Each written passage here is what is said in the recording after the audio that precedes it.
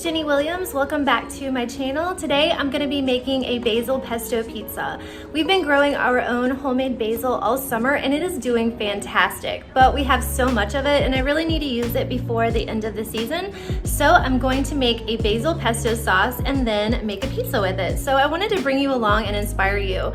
I've been making like red sauce pizzas for so long and I'm getting so bored of it. So I'm really excited to try something new and taste out some new flavors. So wanted to inspire you and bring you along with me. And yesterday I went to my neighbor's farm with Matt and got like a tour of the farm. I got to pet some cows, which was really cool. But they have a ton of vegetable gardens and we got to, pick some veggies. So I got a bunch of tomatoes and cucumbers and some cayenne peppers, jalapeno peppers. So that's really awesome. I'm gonna use the aromas today on top of the pizza. Yeah, and then probably make a salsa with the rest. I'm gonna go trim some basil and then make the pizza. So let's go.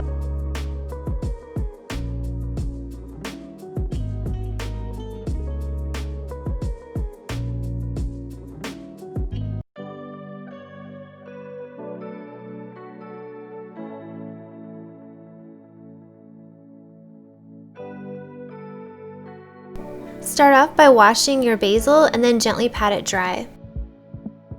You'll need 6 cups, which is 2 large bunches. Then just gently pack that in a measuring cup like this until you have 6 cups. In a food processor, add the pine nuts and the garlic and pulse until finely chopped. Then add the salt and all of the basil and pulse that again until finely chopped.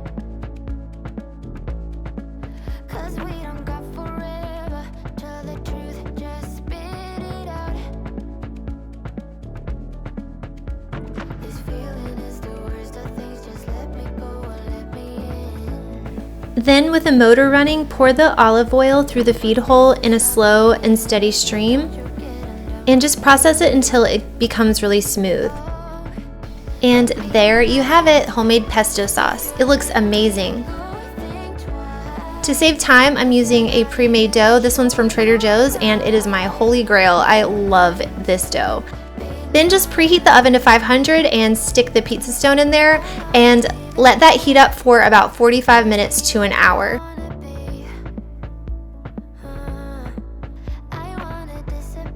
For the cheese, I'm using vegan mozzarella by Follow Your Heart. I love this brand. It's delicious and makes great cheesy pizza.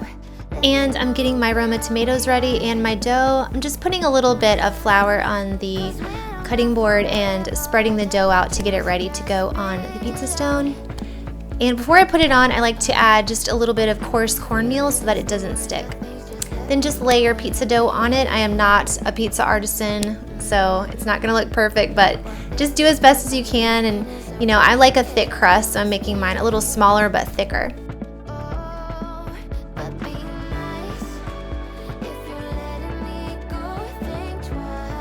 Next, just add a couple dollops of the pesto and spread it around with the back of a spoon. It smells so good.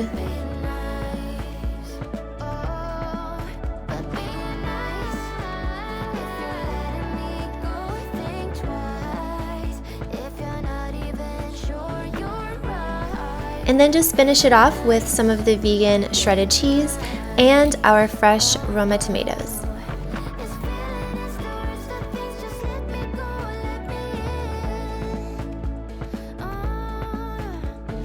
And this is optional, but I'm adding just a little bit of red chili pepper flakes. This really, really tastes so good on top. Then pop it back in the 500-degree oven for 15 minutes.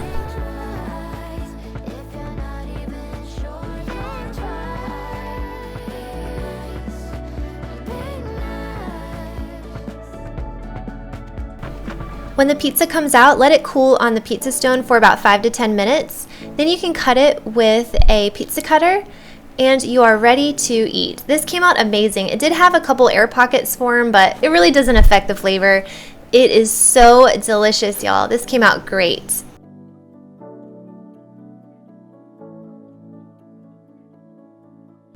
All right, y'all, it's time to try the pizza.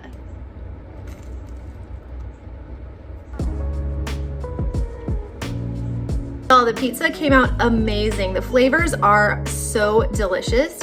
The bottom is really crispy, and because we used olive oil in the pesto, it just melted so perfectly into the bread, so the top and in the center is really soft.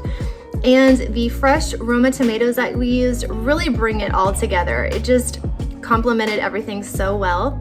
So I hope you enjoyed this video. I'm gonna go drink some more wine, and Matt is about to be home for dinner, so we will be probably finishing the whole pizza tonight and watching a movie. But anyways, hope you have a great rest of your day. I will see you in my next one. Bye.